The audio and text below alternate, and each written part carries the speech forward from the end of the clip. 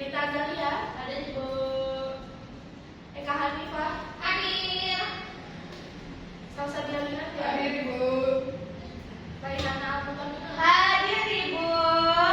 Itu ya, jadi yang nggak masuk ya. Iya, Ibu. Oke, Ibu Alfa kan ya. Ya, Ibu. Baik, mau nanti untuk teman-teman jangan fokus keluar ya, karena di luar teman-teman kalian ada yang lagi praktik ya. Jadi mungkin sedikit ada distraksi bergabung ya. Baik, hari ini, oh ya ini boleh kita tolong waktu dulu sama tulisnya? Ibu. Boleh, tolong ya. Baik, Ibu. Sambil nunggu teman kalian mengambil papan tulis, hari ini kita akan membahas mengenai unsur pembahasan teks geografi. Sebelumnya masih ada yang ingat nggak? Minggu lalu itu kita belajar apa sih? Teks geografi, Bu. Ya, jadi minggu lalu itu kita masih memahami teks geografi, tapi yang bagian umumnya saja. Memasuki yang materi baru atau lanjutan dari minggu lalu itu kita akan memahami unsur kebahasaan teks geografi. Nah, untuk pembelajarannya kali ini kita akan membahas mengenai pengertian teks geografi, kemudian unsur kebahasaan dalam teks geografi. Untuk tujuan pembelajaran kali ini, Ibu harap kita itu dapat memahami aspek penting dalam kebahasaan teks geografi, seperti menganalisis makna dan juga kebahasaan yang ada di dalam teks geografi tersebut. Nah, teks geografi ini juga bertujuan untuk menyampaikan informasi melalui peristiwa-peristiwa penting berdasarkan fakta yang telah dialami oleh tokoh tersebut. Kemudian, biasanya di dalam teks geografi ini kita akan memilih sebuah tokoh yang biasanya terkenal, sukses, ataupun biasanya itu yang biasanya dipakai itu pahlawan ya. Kemudian ada tokoh-tokoh terkenal dalam bidang yang lain.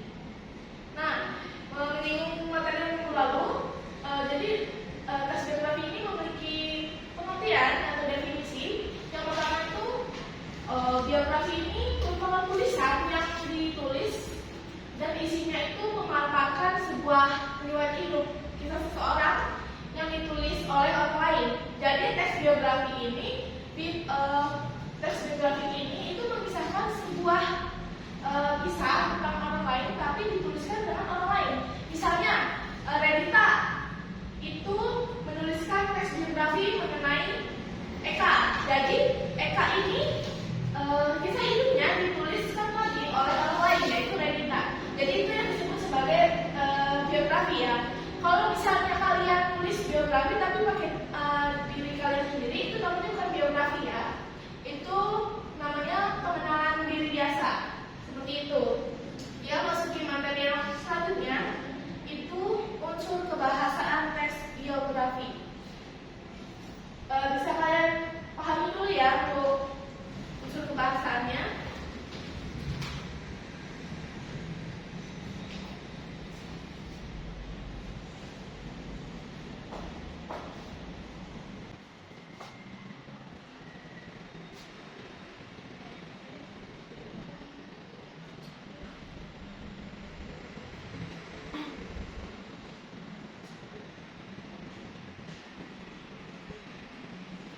Nah, untuk unsur kebahasaan dari teks geografi itu terbagi menjadi 6. Yang pertama ada kata ganti.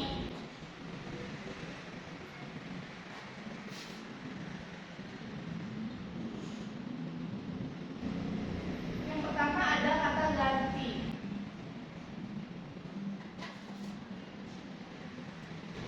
Nah, kata ganti ini itu mengacu pada kata benda.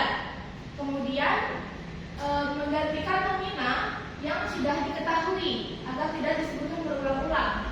Kemudian letaknya itu pada subjek ataupun objek. Bisa kalian lihat di sini itu ada jenis-jenis dari kata ganti ya.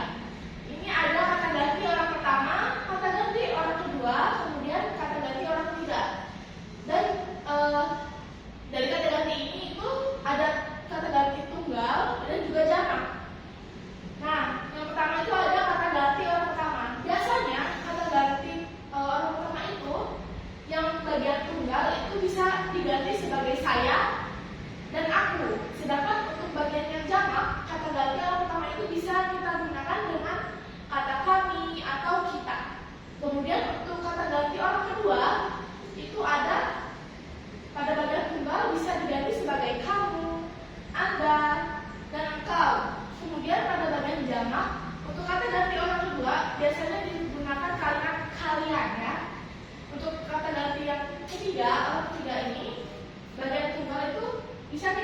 seperti iya, beliau. Sedangkan untuk bagian jamak itu tidak ada. Bisa dipahami ya untuk bagian kata ganti. Kemudian yang kedua ada kerja material.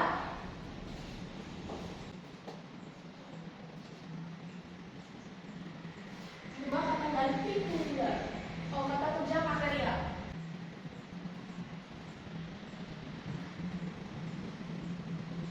Kemudian dari kata kerja material ini kita biasanya itu dalam kata kerja material menunjukkan sebuah aktivitas yang sedang dilakukan atau sedang berlangsung yang dilakukan oleh subjek atau menunjukkan sebuah tindakan fisik ataupun mental seperti itu ya. Kemudian yang ketiga ada kata sifat atau adjektiva. Kata sifat ini menjelaskan atau membuat kata benda yang lebih spesifik. Nah, kata sifat ini dapat menerapkan dalam sebuah kuantitas, kecukupan, urutan atau penekanan dalam suatu kata gitu ya. Dan yang ketiga ada kata sifat, adjektiva.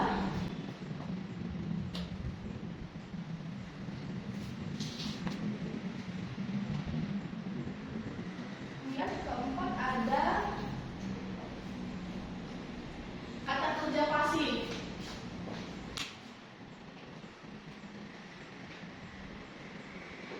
Kemudian yang kelima ada kata kerja aktivitas mental.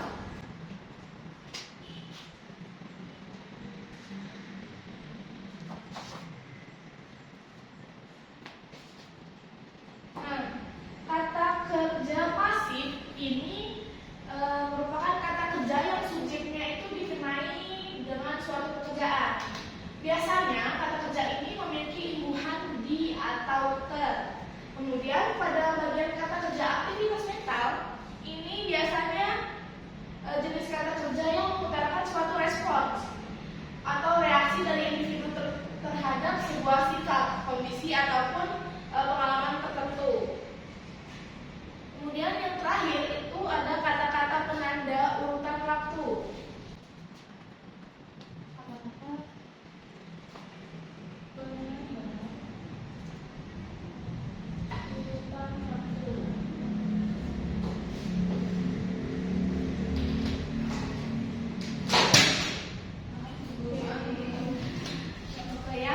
Jadi yang terakhir itu ada kata-kata penanda urutan waktu.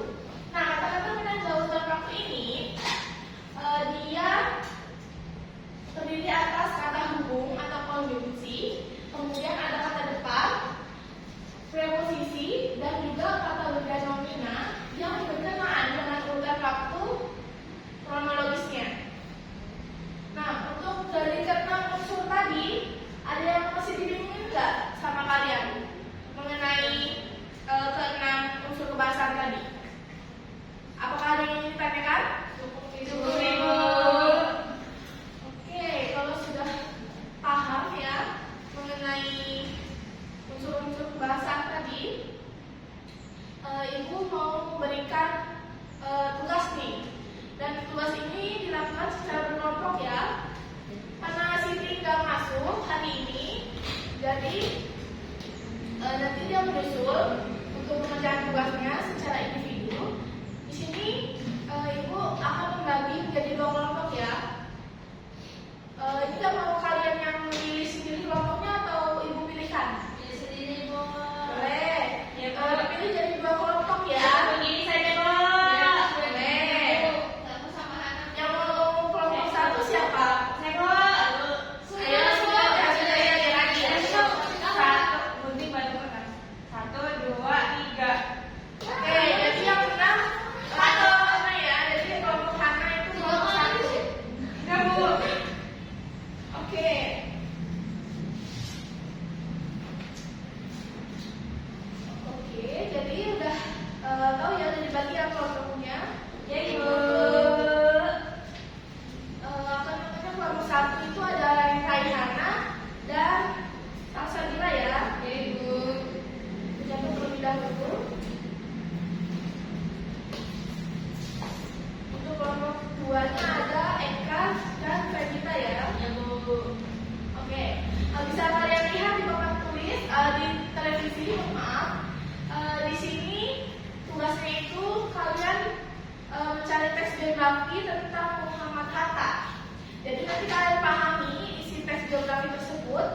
Kemudian kalian mengidentifikasi unsur-unsur kebahasaan yang ada di dalam teks biografi tersebut.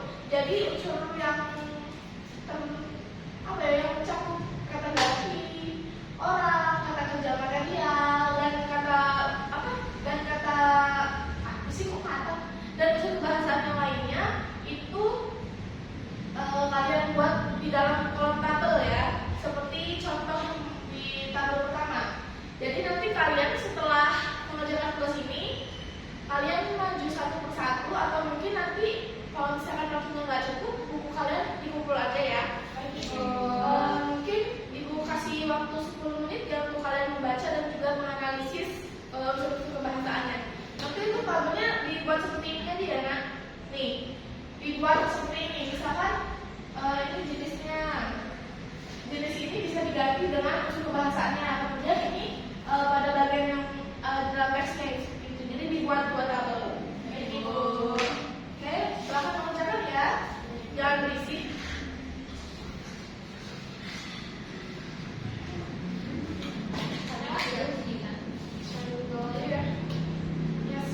Sudah selesai, Bu. Udah Bu. Angkat tangan, ulang tangan. Sudah? Sudah kelompok 1.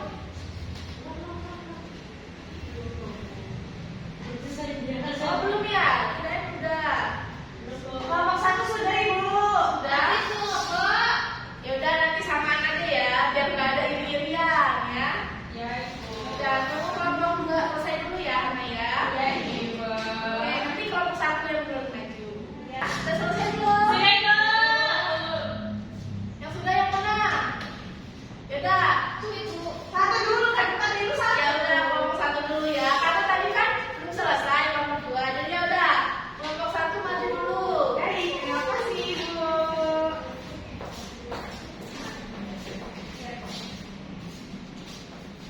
Assalamualaikum. Assalamualaikum Warahmatullahi wabarakatuh. Waalaikumsalam Warahmatullahi wabarakatuh. Di sini kami akan menyampaikan tugas dari Ibu terkait tugas mengidentifikasi unsur-unsur kebahasaan di dalam teks biografi tentang Muhammad Hatta.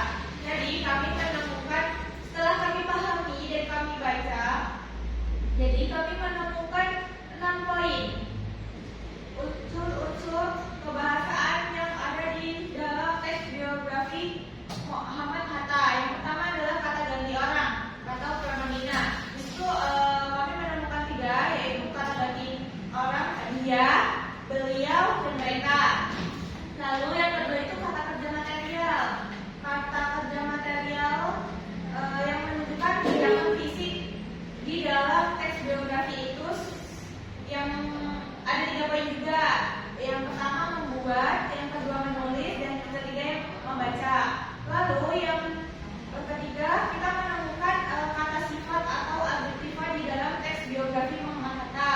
Di sini kami menemukan 3 kata sifat, yaitu pintar, bijaksana, dan terkenal. Lalu selanjutnya akan dilanjutkan oleh rekan saya. Lalu yang keempat ada kata kerja yang pasif. Kami menemukan kata kerja diberikan, dipilih, diangkat. Nah, yang kelima kata kerja aktivitas mental. Karena kata kerja yang menggambarkan aktivitas berpikir, seperti kami menemukan berpikir, memahami, dan meningkat.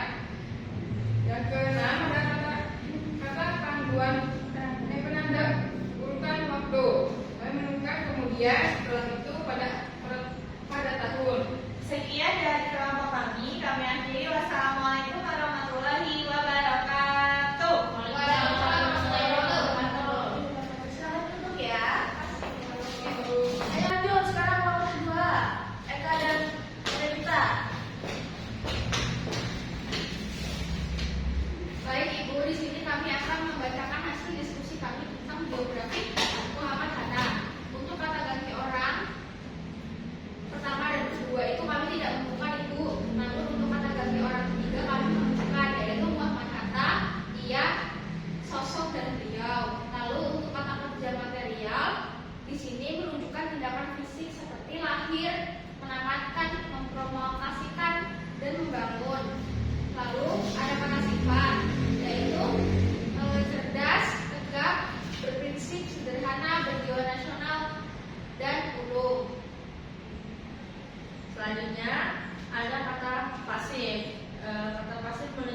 subjek mengalami peristiwa, contohnya itu dikenal. Lalu ada kata kerja aktivitas mental, ini menunjukkan aktivitas pikiran, contohnya berpikir, merasa, menginginkan. Yang terakhir ada kata penanda urutan waktu, di sini menunjukkan urutan kejadian, contohnya setelah, bersama, sebagai, dan sepanjang. Terima kasih, Ibu. Baik, boleh duduk ya. Terima kasih, Ibu. Oke, tadi teman-temannya udah pada maju ya, dan udah beberapa juga ibu nilai untuk tulisan kalian sudah ibu nilai. Untuk nanti teman kalian bisa dikasih tahu ya, kalau misalkan nanti pulang lewat rumahnya atau nanti main bersama gitu ya. Nggak boleh kayak gitu, sesama teman harus saling mengingatkan ya. Oh ya, nggak boleh ya, jangan ditiru ya. Jangan dong. Kalau ada yang nggak bikin bolos nggak boleh. Boleh kita main meja. Jangan dimainin ya, megangnya nanti rusak. Ya. Oke, tadi jadi ini sudah semuanya ibu nilai, sudah cukup bagus ya untuk penilaian lisannya dan juga pemahaman kalian. Mungkin nanti untuk saudara Siti ibu ada ke ruang ibu aja untuk melakukan tes lisan ini ya. Baik. Untuk pemahaman setelah kalian mengerjakan tugas tadi, apakah masih ada yang kebingungan mengenai unsur kebahasaan teks biografi? Cukup, Ibu. Tidak ada yang ditanyakan lagi ya? Tidak, Ibu. Oke. Sehubungan dengan materi yang sudah habis dan kalian sudah bisa menganalisis mengenai kebahasaan dari teks biografi tadi, ibu sudah yakin bahwa kalian sudah dapat memahami pembelajaran pada pertemuan kali ini. Mungkin itu aja yang dapat ibu sampaikan ya untuk pembelajaran kali ini. Sambil ibu bersiap-siap, kalian juga bisa sambil berdoa ya. Silakan dipimpin untuk berdoa. Baik, Ibu. Untuk mengakhiri pembelajaran pada hari ini, mari kita berdoa. Berdoa mulai.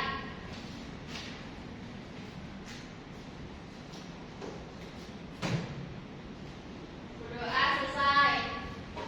Oke, baik. Terima kasih untuk pembelajaran pada hari ini. Ibu cukupkan. Untuk minggu depan mungkin kalian bisa melihat keadaan ya, bisa aja kita praktika atau kita akan tetap berada di ruangan. Kita lihat nanti di pertemuan selanjutnya. Ibu harap minggu depan itu Siti tidak bolos lagi ya untuk hari kedepannya. Ya, Ibu. Karena takutnya nanti Siti malah tertinggal pembelajarannya. Ya, Ibu. Nanti diganti. Siap. Oke, terima kasih ya untuk pembelajaran kali ini. Ibu akhiri. Wassalamualaikum warahmatullahi wabarakatuh. Waalaikumsalam warahmatullahi wabarakatuh. Terima kasih, Ibu. Baik, sama-sama ya. Untuk pembelajaran selanjutnya bisa dihapus ya nanti untuk terusnya. Baik, Ibu.